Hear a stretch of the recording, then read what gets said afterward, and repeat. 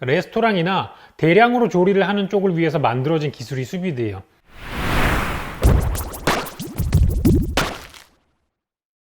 자, 이제 소금을 뿌리는 건데, 소금하고 후추를 뿌리는 거죠, 여기. 다른 건 딱히 안 했어요. 근데 요거에 이제 질문해 주신 분들이 계시더라고. 물론 이제 양쪽으로 다 해주는 게 맞고요. 소금하고 후추만 뿌렸습니다. 그래가지고 이렇게 해놓고 바로 이제 넣는 건데, 이제 봉투에 넣는데, 이거는 봉투에 넣고 이제 바로 진공을 시킨 거예요. 근데 진공을 시키고 조리가 바로 들어갔는데, 조리를 바로 안 들어가셔도 괜찮아요. 네? 조리를 바로 안 들어가셔도 괜찮은 거고, 그 예전에 얘기했던 대로 냉장고에 오랫동안 보관을 하시고 그 다음에 진행을 하셔도 무관합니다. 그러면 그럴수록 안에까지 조금 짠맛은 확실하게 맛이 나겠죠. 이렇게 진공팩에다가 집어넣는 건데, 이 상태로 이제 진공을 시키잖아요. 이제 이 안에다가 마늘이나 버터나 향신료 이런 거 넣으셔도 되냐고 물어보시는 분들이 계셨는데, 이 안에다가 다른 걸 넣으셔도 상관없어요. 그리고 얘는 조리 중에 계속 진공팩 안에서 그 향신료들이랑 같이 익혀지는 거기 때문에 그 일반적으로 마리네이드 하는 거랑은 조금 더 달라요. 그냥 열이 전달되지 않은 상태에서 마리네이드 하는 것과 이렇게 열이 전달되면서 익혀지면서 같이 향을 집어넣는 거랑은 퍼지는 정도도 틀리고 나중에 먹었을 때 느껴지는 정도도 틀리기 때문에 여기는 좋아하시는 거 드셔야 돼요. 약간 좀 내가 좀 느끼한 거 안 좋아하면은, 특히 마늘 같은 거 많이 드시면 한국 사람들 입에는 그게 제일 덜 느끼하게 먹을 수 있는 방법이고, 그게 아니라 뭐 타임이라던가 뭐 로즈마리라던가 이런 거 넣으셔가지고 하시고 싶으시면 그렇게 하셔도 괜찮아요. 진공은 사실 공기를 뺀다는 목적보다는 중간에 뭔가가 끼어들지 않아서 열이 온전하게 전달되는 거가 중요한 게 있어요. 자, 이제 여기 보면은 이걸 이제 찔러 놓잖아요. 제가 이걸 이제 집어 넣는데, 사람들이 이제 얘기하시는 게 이제 이 안으로 물이 들어가지 않겠냐, 저렇게 하면 진공의 의미가 없지 않느냐 이렇게 얘기하시는데, 사실 진공이 공기를 없앤다는 것 자체가 의미가 있는 게 아니에요. 이 최대한 비닐, 그러니까 수비드 팩 있죠. 수비드 팩과 고기와 그 다음에 겉에 익혀주는 그 따뜻한 물 사이에 무언가가 끼어들지 않기 위해서 진공으로 만드는 게 베스트라고 생각을 한 거지, 이게 진공 상태가 아니면 수비드가 안 된다 이런 건 아닙니다. 실제로 그 약간 좀 야매 스타일로 수비드를 하고 이런 것 자체는 진공 기계가 없이도 물 밑에다가 깔아 앉혀 가지고 약간 야매로 진공을 하는 방식으로도 수비드를 하시는 분들이 계세요. 그렇기 때문에 진공이 필수는 아니다. 하지만 진공을 해주면 고기와 맛과 물 사이에 간격이 거의 없고 그 중간에 매질이 하나도 없어지기 때문에 열 전달이 온전히 잘 된다. 그리고 결론적으로 제가 구멍을 뚫었기 때문에 진공 상태는 아닙니다. 그리고 실제로 물이 들어가는데 여러분들이 눈치채지 못할 정도로 얼마 안 들어가요. 가장 이제 근접한 실험은 그 풍선 같은 거 보시면, 어린이 과학 코너 같은 거에 풍선에다가 셀로판 테이프 이렇게 딱 붙여놓고 거기다 이제 바늘 찌르잖아요.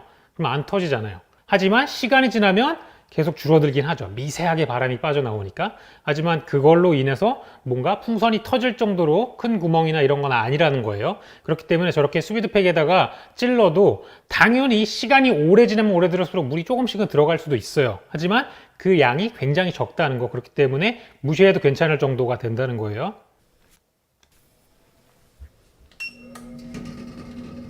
자, 온도를 좀 전에 이제 온도를 63도로 했는데, 이거는 온전히 개인 취향이에요. 그러니까 저 같은 경우는 63도로 했는데, 수비드로 63도로 할 경우에는 약간 미디엄에서 미디엄 웰 사이 정도거든요.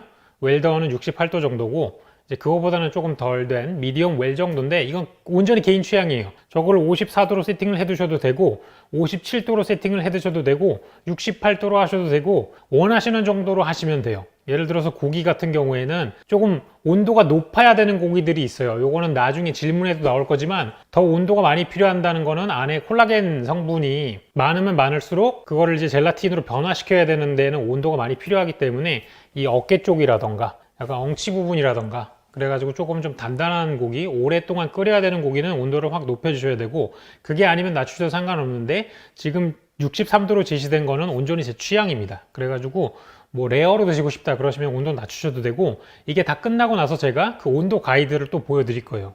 뭐 레어로 익히고 싶으면 몇 도로 하셔야 되느냐 이런 거 또 추가해서 알려드릴게요.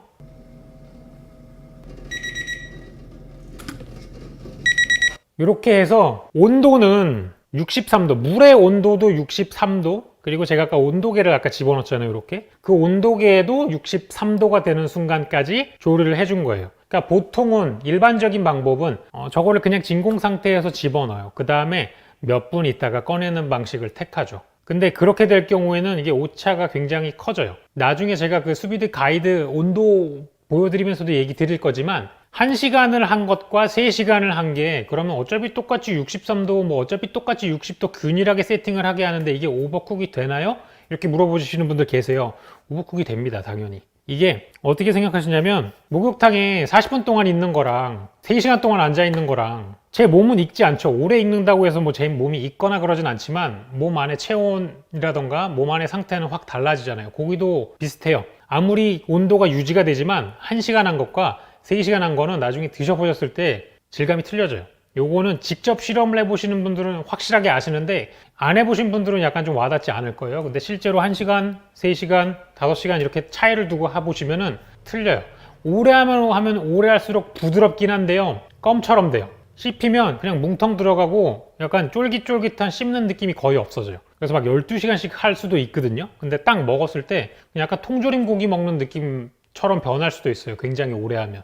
그래가지고 사실 스테이크는 고기가 이제 씹히면서 느껴지는 탄력도 중요한 요소잖아요. 식감 중에. 그렇기 때문에 이게 1시간 했을 때, 3시간 했을 때 다 달라져요. 그래서 요거는 하시면서 취향을 얻어가는 게 좋은데 그게 싫으시면 이제 저처럼 온도계를 넣으시면 되는 거예요. 그러면 명확하게 심부 온도라 그래요. 가장 중간의 온도. 심부 온도가 63도가 딱 되는 순간에 꺼내면 이제 얘는 그러니까 원래 익어야 되는 정도로는 다 도달한 상태예요. 온도가. 그 상태에서 추가적으로 팬 시어링을 하시던가 이렇게 하시면 되는 거죠.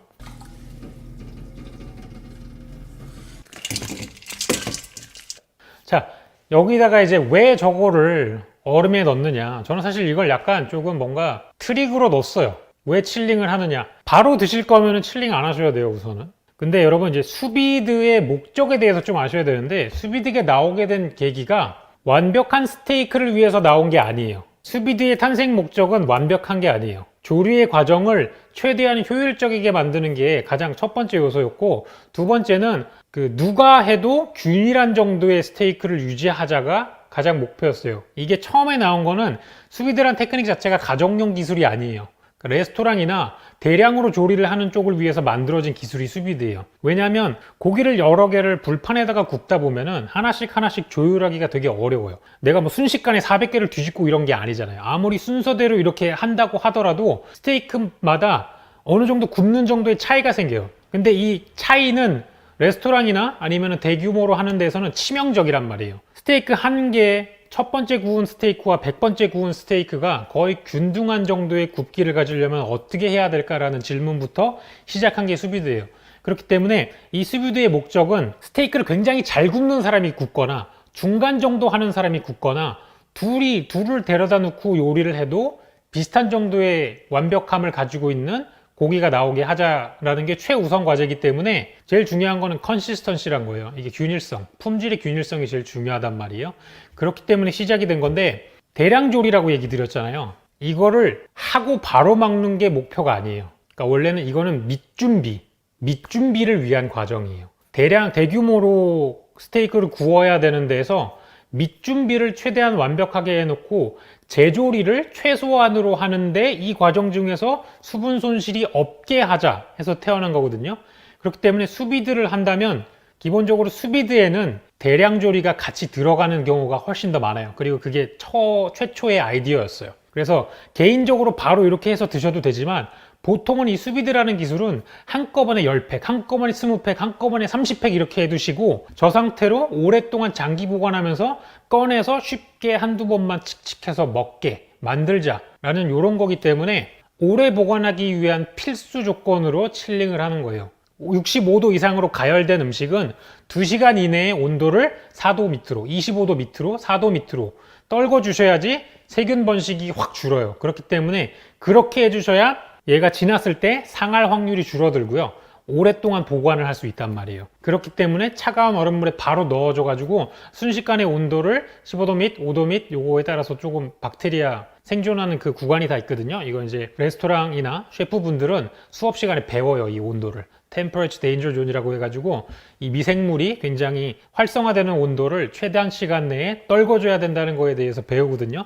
그렇기 때문에 얘를 많이 해두셨다가 일주일 뒤에 또는 냉동을 해뒀다가 한 달 뒤에, 솔직히 냉동하는 건 그리 권장하진 않지만 그러시려는 분들은 무조건 칠링을 하셔야 돼요. 무조건 칠링을 하셔야 되는 겁니다. 바로 드시는 분들은 일단 칠링을 안 하셔도 된다. 하지만 조금 뭐 하루라도 두시거나 나중에 구워 먹겠다 이러시는 분들은 무조건 칠링을 해주셔야 돼요. 그래서 뭐 한 10팩을 하셔도 두세 팩은 바로 드시고 나머지 7팩 정도는 칠링을 해 두시는 게 보관을 장기적으로 끌고 가시는 데는 훨씬 더 좋다. 그렇기 때문에 제가 넣은 장면이에요. 물론 저는 2개를 해가지고 하나는 칠링을 했고 하나는 바로 구웠습니다. 다음에 연장되는 게 이제 바로 굽는 게 나올 거예요.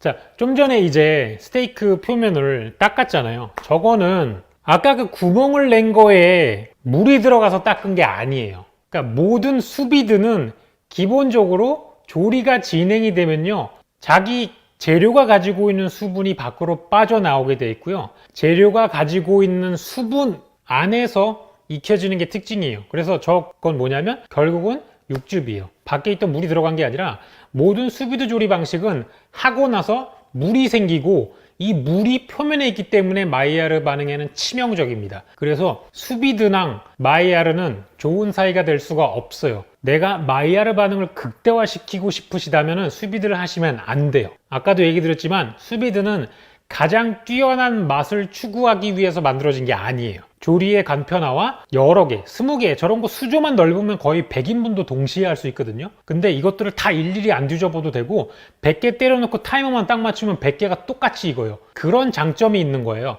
그렇기 때문에 내가 마이야르를 극대화시키고 겉을 크리스피하게 바삭바삭하게 만들어가지고 먹고 싶으면 수비드는 추천하지 않아요. 다만 내가 조금 여러 개의 요리를 한꺼번에 하거나 조금 더 촉촉하거나 조금 더 부드러운 거를 추구하신다면은 수비드를 하시는 게 좋지만, 그게 아니다, 나는 고기에 약간 겉부분에 끄슬린 맛이라던가 불맛이라고 하죠, 아니면은 고기 겉면이 바삭하게 익었을 때의 그 바삭바삭한 느낌, 약간 소금과 겉면이 바삭바삭하게 익었을 때 입에 딱 들어가면 느껴지는 그 약간 바삭한 느낌 있잖아요. 초반에 느껴지는 그런 거를 원하신다면 수비드는 좋지 않단 말이에요. 근데 수비드를 하고 나서도 겉을 최대한 바삭하게 해주는 게 뭐냐, 이건 제가 이제 팬프라잉 하는 방법에서 또 다시 설명을 드릴게요.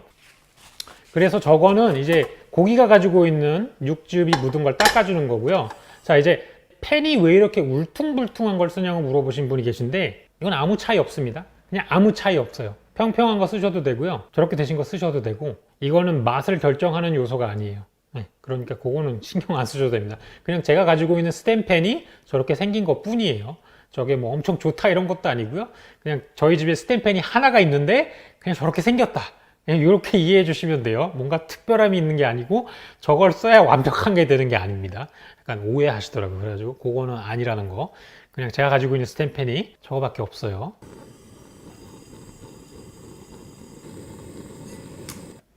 자, 이제 좀 전에 보였는데 기름을 넣고 기름 온도를 쟀어요. 사실 저게 기름을 조금 더 많이 깔아놨어야지 온도가 조금 더 정확히 해지는데, 왜냐면 살짝 잠겨야 되니까, 온도 자체가 옆으로 이렇게 넣어가지고.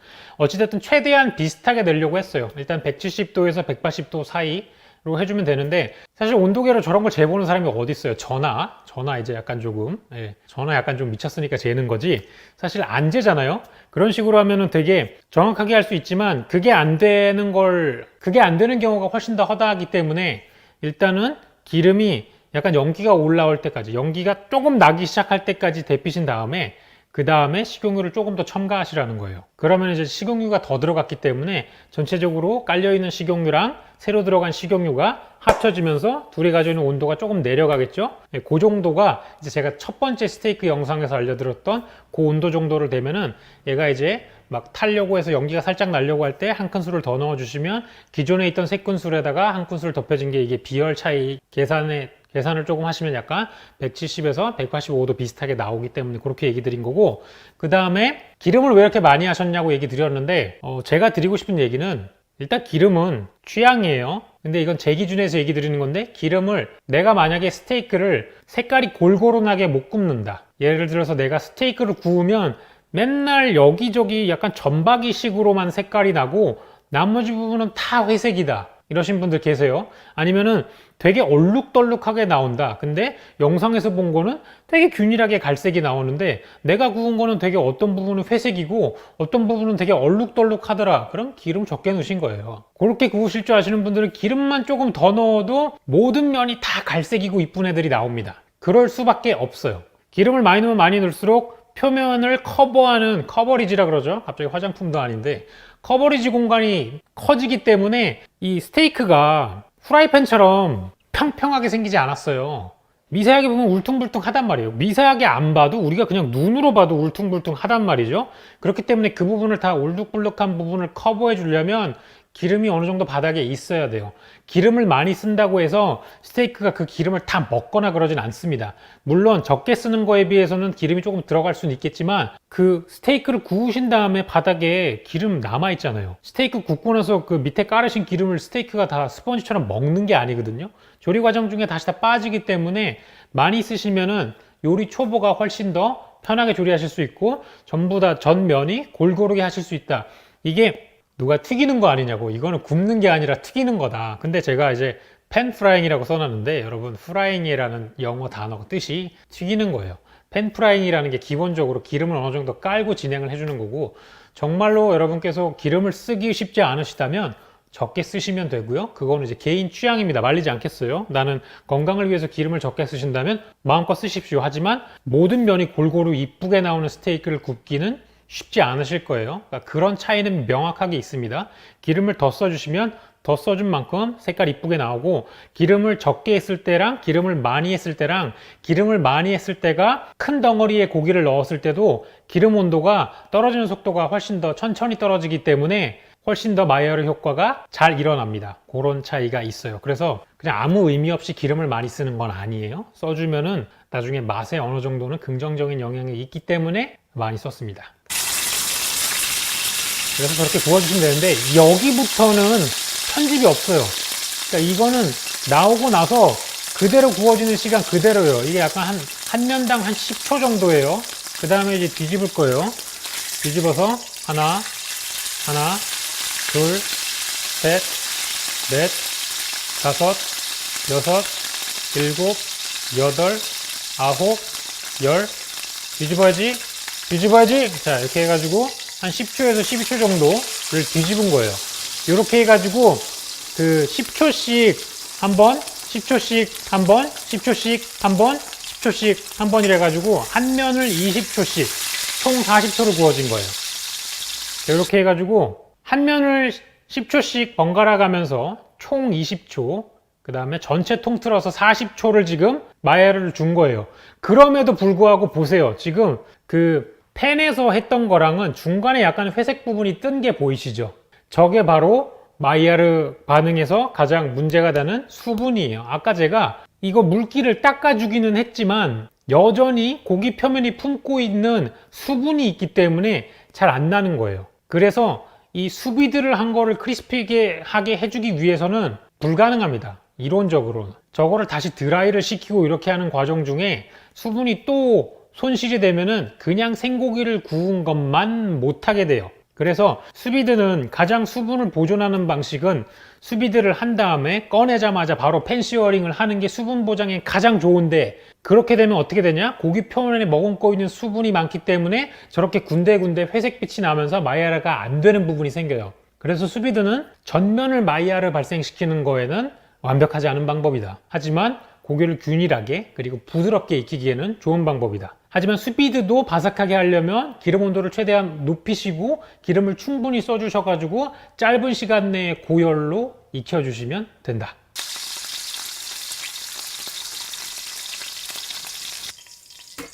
그렇게 해서 레스팅을, 자 이제 요게 이제 구워진 상태인데 레스팅을 얼마나 했냐라고 물어본 계시는데 레스팅 없습니다. 저는 이거 지금 여기다가 옮겨놓고 도마 치우느라고 여기다 올려놓은 거지 실제 레스팅 기간은 없어요. 여기서 바로 그냥 꺼내셔가지고 자르시면 돼요. 그리고 영상 자체도 이 상태에서 한 5초 지나고 나서 바로 썰은 거예요. 레스팅 기간 필요 없습니다. 수비드는. 그래서 레스팅 기간 없이 지금 자르는 장면이에요. 요거 약간 본 영상을 보시면 서걱서걱 하는 소리가 들릴 거예요. 표면에 마이야르 때문에 생긴 크러스트가 잘릴 때 나는 서걱서걱 서는 소리가 원 영상에는 들릴 겁니다.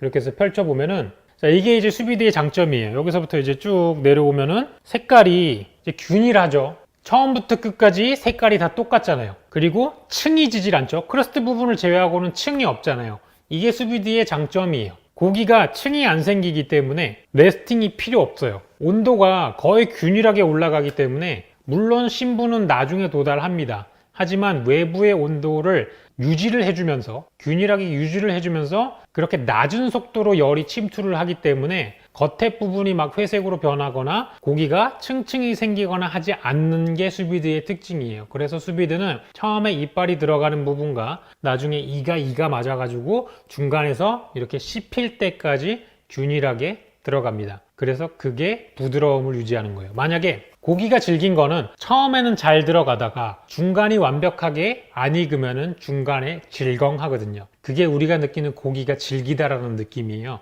근데 수비드는 처음부터 이빨이 들어가는 면과 가운데 이빨 두 개가 윗니와 아랫니가 맞물리는 그 지점까지 균등하게 있기 때문에 압력이 똑같이 들어가요. 그렇기 때문에 느끼기에 얘는 되게 부드럽게 씹힌다 이렇게 느끼는 거예요. 근데 무언가를 씹을 때 처음에는 잘 들어가다가 가운데가 안 익어가지고 압력이 더 들어가야 된다, 턱에. 그러면 뇌는 이건 약간 질기다 이렇게 판단하는 거거든요. 그렇기 때문에 수비드는 처음 이가 들어가는 부분부터 중간까지 균일하게 있기 때문에 똑같은 압력으로 씹혀서 부드럽게 느끼는 것이다. 자, 그 수비드에 대한 온도가 궁금하신 분들이 있어요. 그러면은 구글에 가셔가지고 수비드 차트라고 이렇게 치시면 돼요. 수비드 차트를 치시면 되는데 이렇게 보시면 이 각종 여러 가지들이 있어요. 요거를 한글로 해놓은 데는 생각하신 데보다 많지 않습니다. 그래서 이런 거 자료를 보시면은 다 나오고요. 요거를 조금 시간 개념을 해가지고 하는 게, 이게 이런 그 조리화학 변태들이 세상에 굉장히 많습니다. 저 혼자만 있는 게 아니에요, 여러분. 동참하십시오. 자, 그래서 이렇게 쭉 내려보면은 시간이 있는데 보세요. 자, 비프, 스테이크 레어 54도인데 여기 시간이, 여기는 1시간인데 1시간 맞나? 잘 안 보여 지금 노안 때문에. 1시간이고 여기는 3시간이잖아요. 여기 보면 표시가 되어 있는데 이 셰프 스텝이라는 이런 연구원들이 본인들이 판단했을 때 본인들이 이제 관능 테스트라고 해요. 관능 테스트가 뭐냐면 연구원들이 먹어보고 평가를 내렸다는 거예요. 왜? 맛은 개인적인 거니까. 그러니까 예를 들어서 뭐 10명이면 10명, 50명이면 50명 이렇게 실험군을 갖다 놓고 가장 맛있는 스테이크를 고르시오 이런 식으로 판단을 해가지고 관능 검사를 해서 내린 게, 자기네들은 1분이면 되는데 취향에 따라서 3시간, 2시간 할 수도 있다. 시간 차이가 1시간에서 3시간이면 어마어마한 거잖아요. 60분에서 180분 차이가 나는 건데, 그렇기 때문에 이게 왜 이렇게 벌어지느냐, 이 밑에 보시면 더 긴 것도 있죠. 막 이거랑 시간 차이 보세요. 시간 차이 엄청나죠. 이게 뭐냐면 고기 두께마다 익는 시간이 다 달라요. 제가 아까 익힌 고기, 그거는 총 얼마가 걸렸느냐? 1시간 15분 정도가 걸렸어요. 처음에 이제 고기가 차가운 상태에서 진공팩에 넣고 진공을 뚫어가지고 그 심부 온도가 63도까지 가는데 1시간 10분 정도 걸렸던 것 같아요. 근데 고기가 훨씬 더 두껍거나 아니면 지방이 더 많은 부위를 썼다거나, 왜냐하면 지방이 더 열량을 많이 필요로 하니까, 뭐 꽃등심이라거나 이런 거를 썼을 경우에는 훨씬 더 시간이 오래 걸리는 거예요. 그렇기 때문에 이거는 내가 평소에 3cm 고기를 샀으면 그거랑 똑같은 3cm 고기를 사시고 부위도 똑같은 부위로 쓰시고 지방도 똑같은 정도의 함량이 있어야 돼요. 갑자기 투뿔고기랑 원뿔고기랑 유구등급이랑 시간이 다 달라요. 안에 들어있는 근섬유나 지방의 양에 따라서. 그렇기 때문에 매번 똑같은 고기가 아니면 시간이 바뀔 수밖에 없어요. 그래가지고 제가 온도계를 집어넣은 거예요. 저는 그냥 심부 온도에 맞춰 먹자라는 기준으로 했기 때문에. 온도계를 꼽는 게 정석이다, 정답이라고 얘기 드리지는 않아요. 왜냐하면 이 조리 과학은 아직도 여전히 모호한 그 회색지대라는 게 있어요. 명확하게 안 밝혀졌어요. 왜냐하면 연구를 많이 안 하니까. 이걸 지금 과학자들이 무슨 뭐 이제 천체 물리학이나 이런 허블망원경 이런 건 많이 투자하지만 이 음식이 가지고 있는 감칠맛의 정도가 어느 정도라, 이런 기계는 존재하지 않는단 말이에요. 그렇기 때문에 이 발전이 조금 늦어요. 그런 쪽에 관측 기계는 아직 많이 발전을 하지 않았기 때문에 아직도 연구가 많이 안 된 부분이고, 그렇기 때문에 명확하게 이게 답이다 이런 부분이 없어요. 그래서 최대한 집단지성이나 아니면은 이걸 체계적으로 실험을 하는 분들의 결과가 있을 뿐이에요. 그런 거를 토대로 얘기를 드리는 거고, 자, 이렇게 시간이 다 다르기 때문에 닭가슴살 같은 경우에는 70도 이상으로 하는 데도 있고 다 온도가 다 다릅니다. 여기 비프, 포크, 치킨 같은 경우는 여기 치킨 텐더 65도, 웰던은 75도까지 올려줘야 되고 이러죠. 온도가 다 틀려요. 그리고 뭐 다크밋이라고 하는 거는 약간 조금 허벅지나 이렇게 지방 함량이 높은 쪽이에요. 지방 함량이 높은 쪽이면 높은 쪽일수록 온도가 더 높아져야 됩니다. 왜냐하면 단백질보다 지방이 녹는 온도가 더 높으니까요. 생선 같은 경우는 훨씬 더 낮아요. 예, 조직 구조 자체가 육고기에 비해서 조직 구조 자체가 훨씬 더 조직이 단순하기 때문에 더 낮은 온도에서도 빠르게 익습니다. 분해될 요소들이 적기 때문에. 그리고 이제 야채들이 있어요. 당근, 뭐 이런 것들도 다 수비드로 익히거든요. 그러면은 이제 솔직히 저는 야채는 왜 수비드로 익히는지는 잘 모르겠는데, 뭐 특정 야채들은 수비드로 하면 훨씬 더 부드럽게 익히면서 색깔 안 변하고 이런 것들이 있어요. 그런 것 때문에 익히곤 하는데, 채소나 야채도 씁니다. 그래가지고 그냥 단순히 고기만 쓰는 게 아니라 실제로 제가 레스토랑에서 일할 때도 이런 거 했었어요. 뭐 페놀 같은 거, 펜넬 아니면 뭐 당근 같은 것도 했었고, 여러 가지 사용해서, 그 다음에 과일 같은 것도 합니다. 디저트에 사용하는 과일 같은 거, 그리고 계란도 많이 하고. 그렇기 때문에 이 온도가 궁금하신 분들은 이제 구글 가셔서 수비드 차트라고 치시면 나오고요. 그 다음에 이 기계는 가격대가 다 달라요. 그래가지고 이거는 뭐 광고라는 오해를 듣기 싫으니까 요거는 그냥 쇼핑 알아서 보세요. 제가 사용하는 제품 같은 경우에는 10만 원대 중반 같았는데 지금 가격이 언제 모르겠어요. 산지가 1년이 지나가지고 1년 동안 사놓고 안 올린 거죠. 그래서 게으른 나를 용서해 주시고요.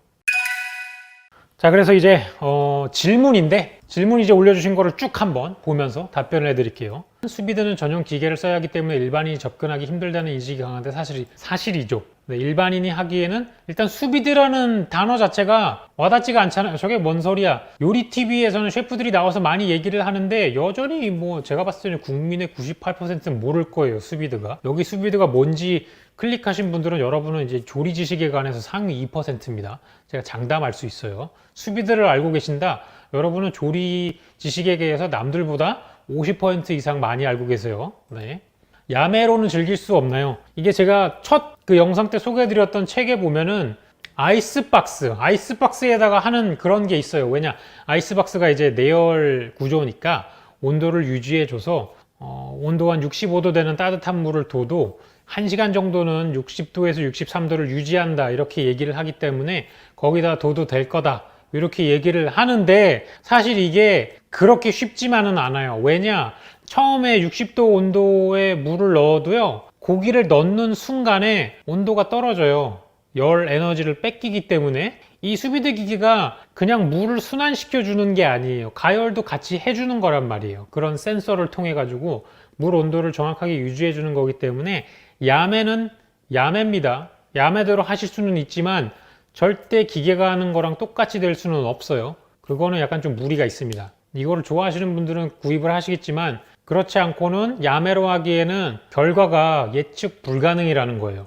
그래서 그 야매를 하시면서 내 에너지를 쏟느니 그냥 팬프라잉, 제가 처음에 올린 영상을 차라리 보시고 팬프라잉을 하시는 게 편하다. 팬프라잉을 해서 맛이 없어지는 것도 아니다. 오히려 맛이나 감칠맛이나 마이야르 부분은 팬프라이가 더 좋다. 수비드를 끝낸 고기를 팬에 한 번 더 굽는 이유는 마이야르 반응을 위해서인가요? 마이야르 반응을 위해서입니다. 비닐 포장 후 열로 익히는지라 환경호르몬 같은 나쁜 물질이 나올 수 있다는 게 사실인가요? 환경호르몬은 말이죠, 모든 플라스틱에서 나오는 게 아니고요, 특정 플라스틱, 그것도 PC 종류에서만 일부 나오는 거예요.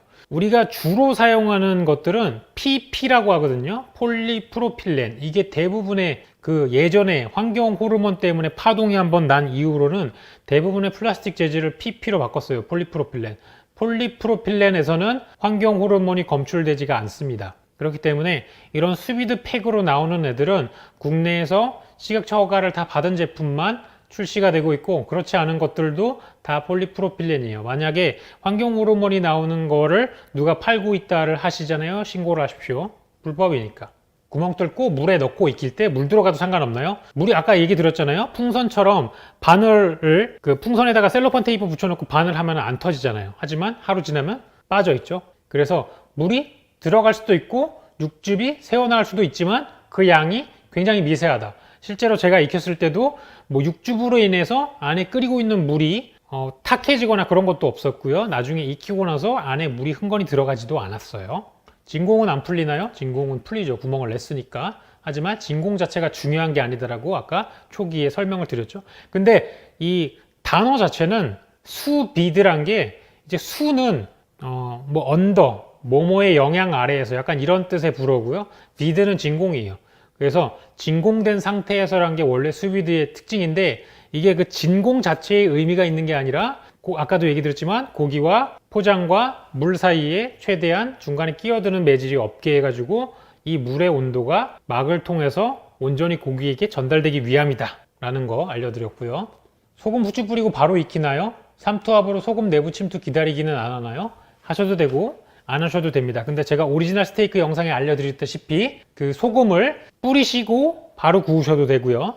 오랫동안 두셔도 됩니다. 그리고 이 자리를 빌어서 추가로 얘기 드리자면은 그거를 넣으실 때는 랩을 안 씌워 두시는 게 맞고요. 그렇게 돼 있고 그 다음에 4시간 이상 하셔도 되고 24시간 하셔도 되고 더 오래 두셔도 돼요. 하지만 오래 두면 오래 둘수록 어떻게 되느냐? 수분이 점점 사라지고요. 더 오래 지나면 이제 고기에서 좋지 않은 잡내가 나기 시작하죠. 그렇기 때문에 적당한 선에서 해주시면 돼요. 저 같은 경우는 그냥 소금을 미리 발라놓고 보통 이제 제가 손님이 오거나 할 때는 전날에 소금 간을 해두고 하루 정도를 그냥 랩 안 씌워두고 그냥 냉장고에 둡니다.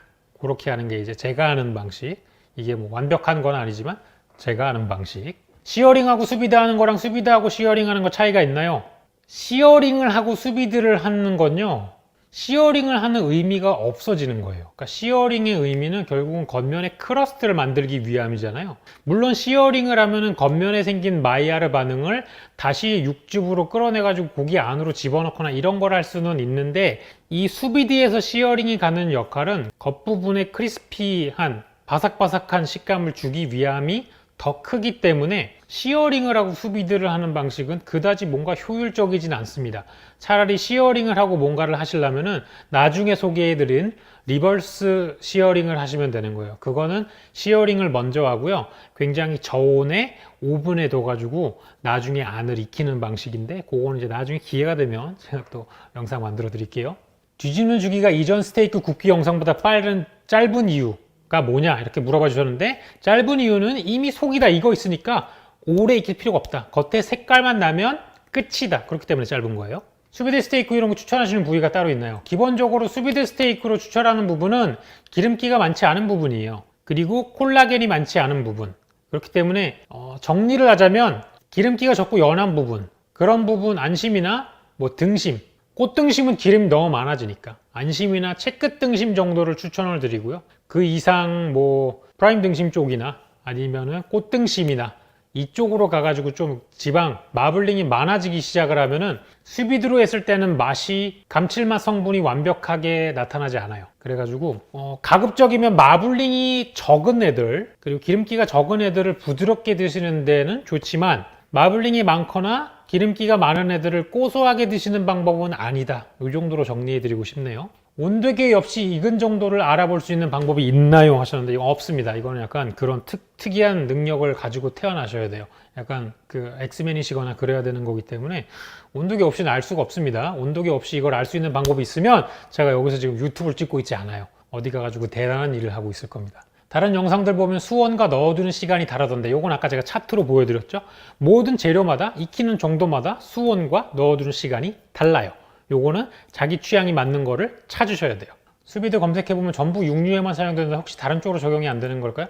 야채에도 적용이 된다고 얘기 드렸죠. 뭐 계란 같은 데에도 쓸 수 있고 여러 가지 방법이 있습니다. 그리고 수비드로 면 같은 거를 익히는 것도 나왔는데 그다지 효율성이 없죠. 그렇기 때문에 안 쓰는 거예요. 그리고 나머지 것들은 쉽게 타거나 쉽게 오버쿡이 되거나 그런 것들이 아닌 이상은 수비드를 잘 안 써요. 아까도 얘기 드렸지만 수비드가 나온 가장 큰 이유는 대량의 음식을 내가 필요 이상으로 익히지 않으면서 균등하게 품질을 유지하는 것이기 때문에 주로 육류에 많이 사용돼요. 왜? 육류는 일단 단가가 높죠. 단가가 높고 얘는 한 번 망가지면 고칠 수 있는 방법이 없잖아요.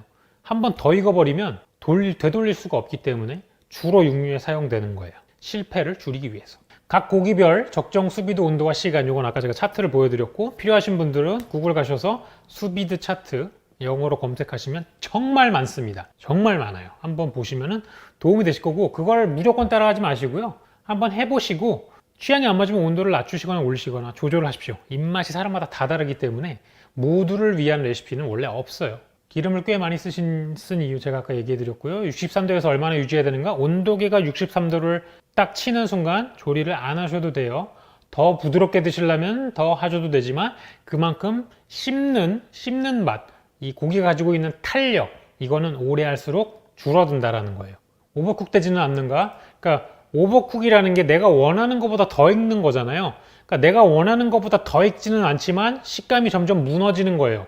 고기가 가진 탄력이 점점 무너지는 거예요. 오래 하면 오래 할수록. 밖의 온도는 그대로 유지되지만 오래 하면 오래 할수록 고기가 가지고 있는 쫀득쫀득한 맛이라던가 탄력이라던가 이런 게 없어지고 그냥 물컹해주는 수준으로 씹는 느낌이 없어진다 라고 보시면 돼요. 고기 두께에 따른 영향은 무시할 수 있는가? 무시할 수 없죠. 그렇기 때문에 저 같은 경우는 온도계를 넣어서 썼고, 고기 두께마다 조리 시간이 천차만별입니다. 얇은 건 1시간인데 좀 더 숫자 예시를 드리자면 뭐 2cm짜리는 1시간인데 3cm짜리는 2시간이 걸릴 수도 있어요.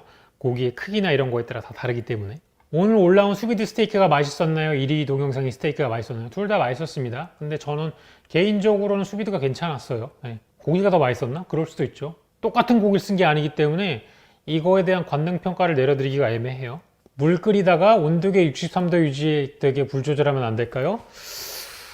물 끓이다가 63도가 되게 온도계를 유지하실 거면은 그 고생을 그냥 딴 데 쓰세요. 왜? 그러니까 인간 수비드 기계가 되려고 하지 마십시오. 이 기계라는 것 자체가 여러분 편해지려고 만든 거예요. 근데 내가 굳이 온도계를 들고 60도 올려야지, 65도 낮춰야지, 내가 기계가 되는 것을 자처하지 마십시오. 왜 그럽니까, 휴먼? 인간이기 때문에 조금 인간적으로 사시고, 내 노동을 줄이려고 기계를 사는 건데 왜 온도계를 들이고 인간 수비드 기계가 되려고 하시는지 저는 약간 이해가 안 가서. 63도 유지되게 불 조절하면 되죠. 되는데 나 같으면 안 한다, 이렇게 얘기 드리고 싶어요. 네, 저는 제가 편하기 위해서 기계를 사겠다, 기계를 고용하겠다, 이런 거죠. 등심 같은 기름 많은 부위로 수비드하면 기름 고소한 맛이 없어서 별로일 것 같은데 정확하게 잡으셨어요. 기름이 이제 익는 온도, 기름이 고체 상태에서는 입에 들어갔을 때 굉장히 거친 느낌이 많이 들죠. 그래서 혀에 녹는 지방들이 되게 고소하고 부드럽다고 느껴지는 거예요. 그렇기 때문에 쇼트닝 같은 애들은 그냥 드셨을 때 입에서 잘 안 녹아요. 하지만 버터는 입에 넣으면 사르르 녹는단 말이에요. 그래가지고 그 버터, 제 버터 영상도 보시면 아시겠지만 체온에 잘 녹는 것일수록 훨씬 더 감칠맛과 기름기가 훨씬 더 많이 느껴지거든요. 근데 고기가 가지고 있는 지방은 녹는 온도가 굉장히 높아요. 우지방 실온에서 일단 고체잖아요. 소고기 기름이 실온에서 고체잖아요. 실온에서 고체라는 거는 실온에서 액체인 것보다는 천천히 되는 거란 얘기죠. 그렇기 때문에 특히 이 고기에 들어있는 지방은 단백질보다 변성 온도가 높기 때문에 얘네 수비드로 해주면 단백질은 익는데 지방에는 큰 변화가 없어요. 그래서 지방이 많은, 마블링이 많은 애들은 구워주시는 게 더 좋아요. 팬프라이나 숯불이나 이런 걸, 로스팅이나. 그렇기 때문에 지방이 많거나 기름기가 많은 거는 수비드 별로 좋지 않다, 이렇게 얘기 드리고 싶어요. 그래서 얘기 드리는 건데, 수비드를 했을 때 가장 효과를 좋게 받을 수 있는 고기가 뭐냐? 닭 가슴살이에요. 팬에 구운 닭가슴살하고 수비드 닭가슴살은 완전 느낌이 틀립니다. 완전 틀려요. 진짜 잘한 수비드 닭가슴살은 포크로 그냥 살짝 누르면 그냥 쪼개져요. 진짜 입에 넣으면 완전히 촉촉하고, 닭가슴살은 원래 자르면 이 결이 보이잖아요. 수비드가 진짜로 잘 된 닭가슴살은 칼로 자르면 결이 안 보여요. 그냥 한 덩이에요. 그냥 하얀 살이야. 헌덩이야. 입에 쫙 넣잖아요. 되게 촉촉하게 씹혀요. 그래서 가장 극적인 효과를 줄 수 있는 건 닭가슴살입니다. 지방이 가장 적고 흰색육인 거. 그래서 수비드를 했을 때 가장 좋은 게 뭐냐? 안 했을 때랑 했을 때랑 가장 큰 차이가 나는 건 닭가슴살이라고 저는 제 기준에서는 그렇게 확실하게 얘기 드릴 수 있어요. 그것만큼 명확한 차이가 나는 게 없습니다. 지금 시중에 닭가슴살 수비드 제품 나온 게 있는데 걔는 수비드가 아니에요. 진짜 이게 레스토랑에서 수비드 잘한 거를 한번 제가 어떻게 기회가 되면 한번 드리고 싶은데 정말 다릅니다. 보통 헬스 제품으로 나오는 수비드 닭가슴살 이렇게 나오는 거 있죠? 걔네는 수비드 아니에요. 그냥 다 찐 거예요. 그리고 실제로 대부분의 수비드 업체들, 뭐 수비드 지금 만들어서 판매하는 업체들 있죠? 수조에다가 가공하는 데는 진짜 설비에다가 돈 많이 투자한 데만 수조에다가 실제로 하고요. 대부분 지금 시중에서 나오고 있는 대량 생산되는 수비드 닭가슴살 있죠? 다 스팀으로 찌는 거예요. 다 저온 스팀으로 찌는 겁니다. 그래서 온도 변화가 심해요. 스팀은 온도 센서 잡기가 되게 어려워요. 그렇기 때문에 얘가 막 75도, 85도까지 올라가도 그거를 캐치하는데 시간이 늦게 걸려요. 센서가 물 온도는 액체기 때문에 물 온도 캐치하는 건 되게 빨라요. 근데 스팀은 수증기란 말이에요. 수증기가 또 대류 현상이 일어나면서 이쪽이랑 다 달라요. 보통 이런 그 수비드 닭가슴살 이제 대량 생산할 때는 막 지금 이만한, 지금 뒤에 벽만한 이런 기계에다가 트레이 몇 개씩 넣고 찌거든요. 근데 이 위에 부분이랑 아래 부분이랑 온도가 틀려요. 수증기 온도가. 그래서 위에 있는 건 막 더 익고 막 가장자리 부분은 덜 익고 막 이렇단 말이에요. 그렇기 때문에 덜 익는 부분을 없애려고 가장자리에 있는 애들도 다 익히고 나와서 시중에 나와 있는 그 수비드 닭가슴살 스테이크 대부분은 수비드가 아니고 수증기로 찐 거고, 그리고 제품마다 천차만별입니다. 더 익은 게 있고 부드러운 게 있고 그래요. 그래가지고 진짜 제대로 된 수비드 스테이크를 만약에 레스토랑에서 파는 데가 있으면 거기서 한번 드셔보시면 진짜 그거 하는 방법을 못 잊어서라도 기계를 사게 되는 게 수비드거든요.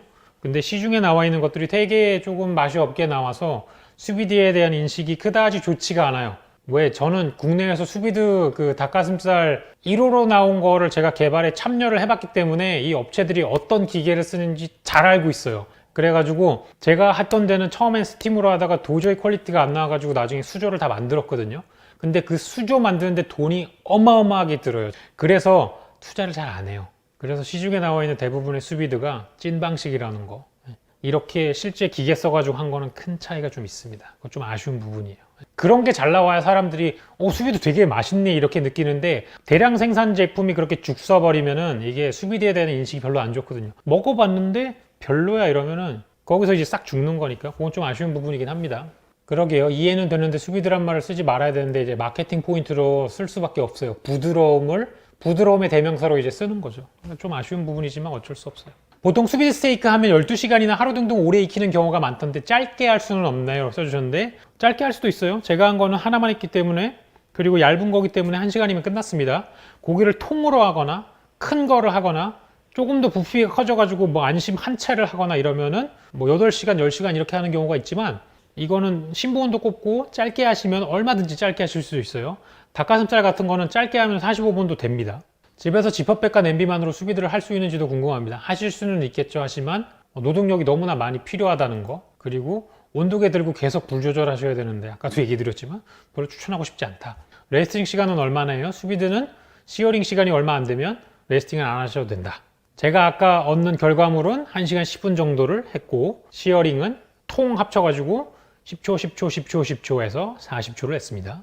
비닐 없이 저온 오븐에 놔둬도 되네요. 비닐 없이 저온 오븐에 놔두는 방식이 최근에 이제 이슈가 되고 있는 리버스 시어링이라는 거예요. 초반에 강력한 불로 겉면에 시어링만 딱 내고, 생고기를, 통고기를 겉면에 시어링만 내고 그 다음에 오븐으로 집어넣는 거예요. 저온 온도로. 그렇게 하셔가지고 하는 방식이 있는데, 이건 기회가 되면 해보겠습니다. 마침 오븐이 있으니까 나중에 기회가 되면 한번 올려볼게요. 수비드 대신에 전자레인지 출력 약하게 해서 익혀도 되네요. 이게 됐으면 수비드 기계를 안 만듭니다. 네, 이렇게 다양한 수비드 기계를 팔 생각도 안 했을 거예요. 해동 기능으로 된다면은. 그렇기 때문에 이건 안 됩니다. 그리고 어떤 분이 전류로 익힐 수는 없나요? 라고 하셨는데, 이걸 개발하시면 큰 돈을 버실 수 있어요. 개발을 한번 해보시는 걸 추천드리고요. 슬로우 쿠커로 수비드가 충분히 가능하다는 말들이 있습니다. 이것은 진실입니까? 안 해봐서 모르겠습니다. 슬로우 쿠커로 하지만 슬로우 쿠커로 완벽하게 대체가 가능했다면 슬로우 쿠커로 수비드가 가능하다고 열심히 마케팅을 때렸겠죠? 하지만 저는 그렇게 마케팅하는 슬로우 쿠커는 한 번도 본 적이 없기 때문에 완벽하게 안 되나 봅니다. 육즙 보존이 수분 손실을 줄이는 거라고 생각해도 되나요? 네, 맞아요. 정말로 그렇다면 팬에 익혔을 때랑 수비드로 익혔을 때의 수분 손실 차이가 어떻게 나냐? 팬에 익혔을 때는 수분 손실이 수비드에 비해서는 큽니다. 하지만 장단점이 있다는 거 제가 영상 초반에 다 설명을 해드렸고요. 소금, 후추로 간을 한 후에 간이 배도록 냉장고에 넣어둘 필요는 있나요? 냉장고에 넣어 두셔도 되고 바로 하셔도 괜찮습니다.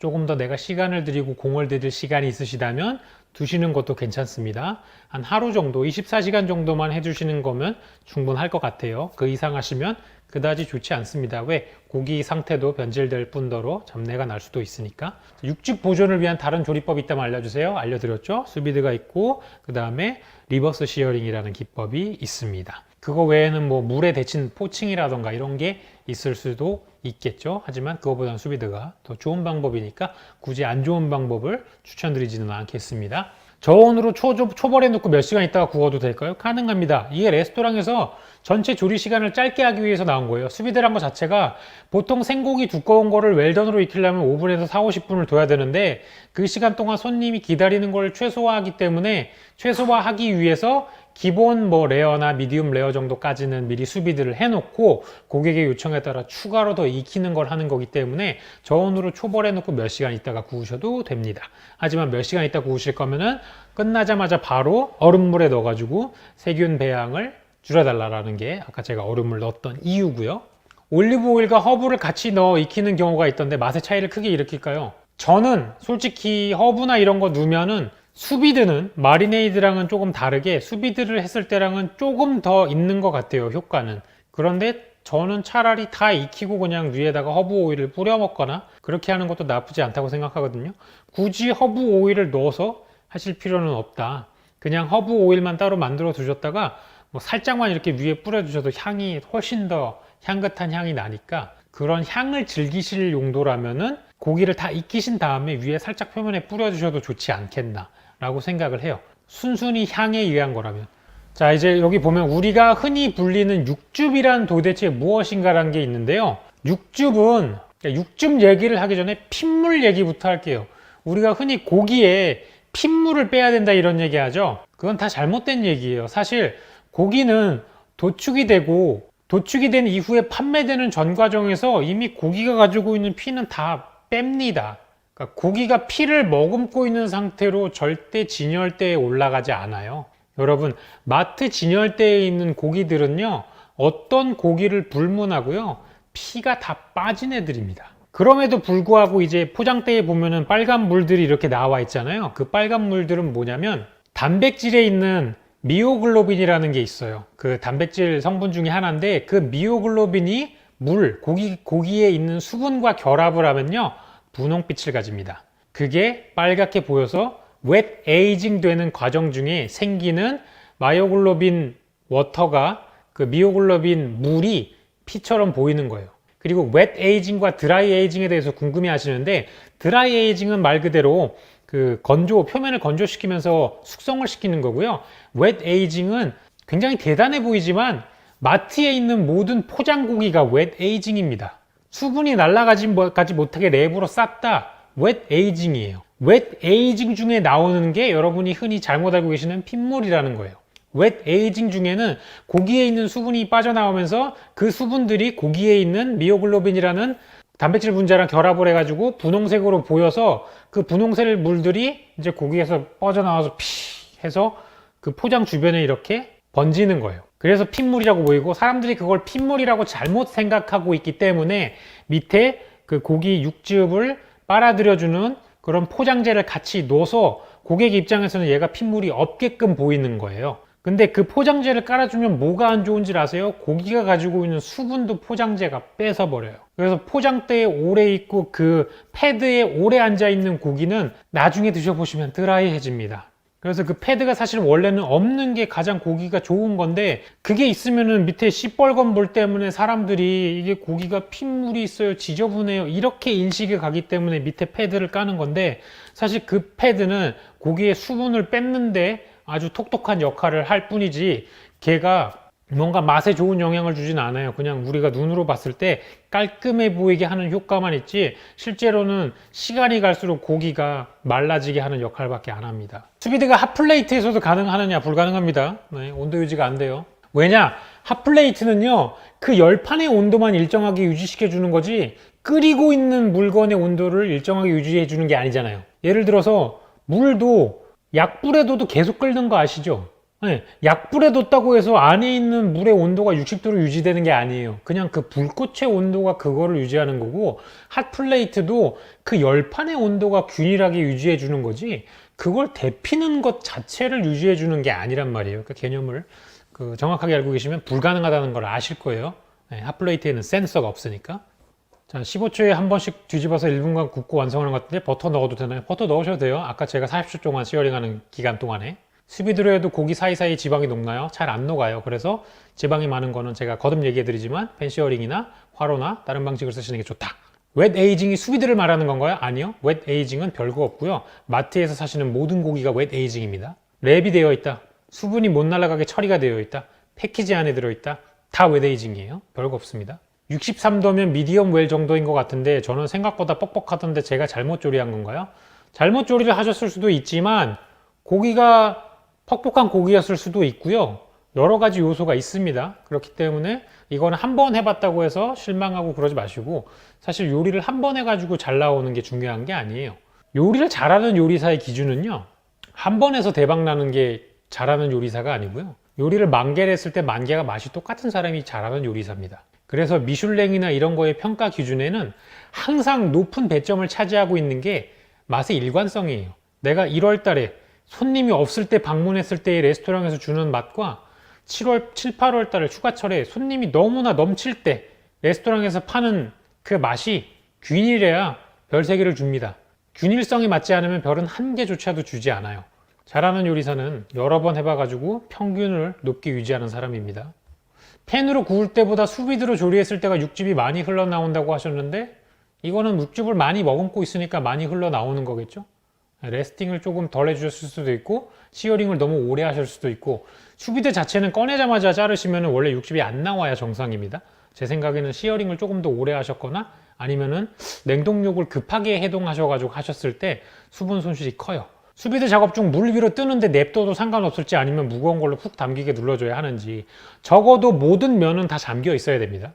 물 위, 물 아래라고 해서 차이가 조금은 있는데, 좋은 수비드 기계는 좋은 수비드 기계면 좋은 수비드 기계일수록 위쪽에 있는 물과 아래쪽에 있는 물을 잘 섞어주는 게 좋은 수비드 머신이라서 어디에 잠궈놔도 온도는 비슷해요. 하지만 모든 면은 다 잠겨 있어야 되는 게 맞다.